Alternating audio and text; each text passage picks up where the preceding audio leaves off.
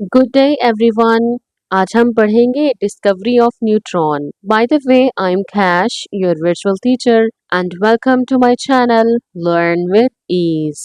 हम concept discuss करने के साथ साथ बुक से रीडिंग भी करते हैं. बुक से रीडिंग के दौरान लर्नर्स अपने पेंसिल और हाइलाइटर अपने पास रखना है ताकि हम शॉर्ट क्वेश्चंस को लिख सकें और इम्पोर्टेंट टेक्स्ट को हाईलाइट कर सकें. लर्नर्स, आज हम इस छोटे से लेसन में डिस्कवरी ऑफ न्यूट्रॉन को डिस्कस करेंगे. Are you ready? So let's get started. Later on in 1933, another particle neutron was also discovered. 1933 में एक और पार्टिकल डिस्कवर किया गया which is known to carry no charge, जिसके ऊपर कोई चार्ज नहीं था और उसका नाम था neutron. The mass of a neutron is almost the same as that of proton. तो लर्नर्स, जो न्यूट्रॉन का मास था वो प्रोटॉन के मास के तकरीबन बराबर था. These three particles, electrons, protons and neutron, were given the name fundamental particles and are shown to be present in all atoms.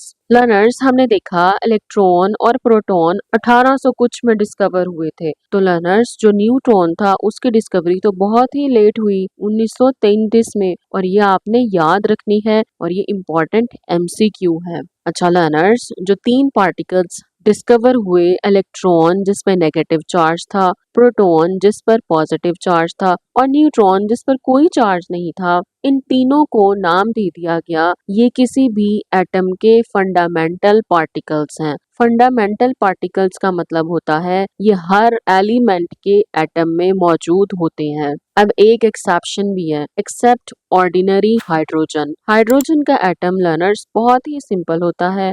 इसके पास एक न्यूक्लियस है, इसमें जस्ट एक प्रोटॉन है और एक ही इलेक्ट्रॉन है. जो हाइड्रोजन का एटम होता है इसमें न्यूट्रॉन नहीं होता. अब ये भी एक एमसीक्यू है. लर्नर्स, आपसे पूछा जा सकता है उस एलिमेंट का नाम बताएं जिसमें न्यूट्रॉन नहीं होता.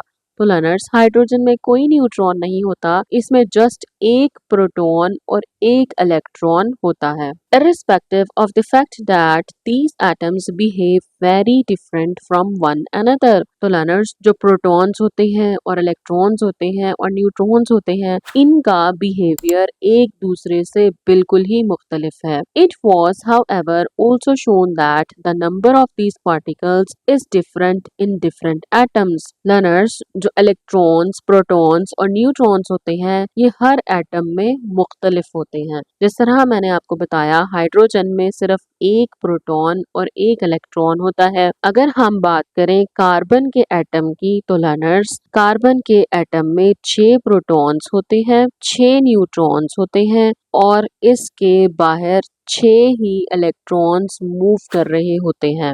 तो इसी तरह मुख्तलिफ एटम्स में इलेक्ट्रॉन, प्रोटॉन्स और न्यूट्रॉन्स की तादाद मुख्तलिफ होती है. After the discovery of these particles, a very important question arose as to how these particles are arranged in a tiny place called atom. इन पार्टिकल्स की डिस्कवरी के बाद लर्नर्स, एक बहुत ही इंपॉर्टेंट क्वेश्चन सामने आया लर्नर्स कि ये जो पार्टिकल्स हैं ये एटम्स में किस तरह से अरेंज हुए होते हैं. In other words, what is the structure of an atom. दूसरे अल्फाज में हम यूं कह सकते हैं कि ये सवाल उठा कि एटम का स्ट्रक्चर क्या है. तो लर्नर्स, ये था छोटा सा टॉपिक डिस्कवरी ऑफ न्यूट्रॉन का और नेक्स्ट लेसन में हम पढ़ेंगे discovery of nucleus. Stay connected with us. Good luck everyone.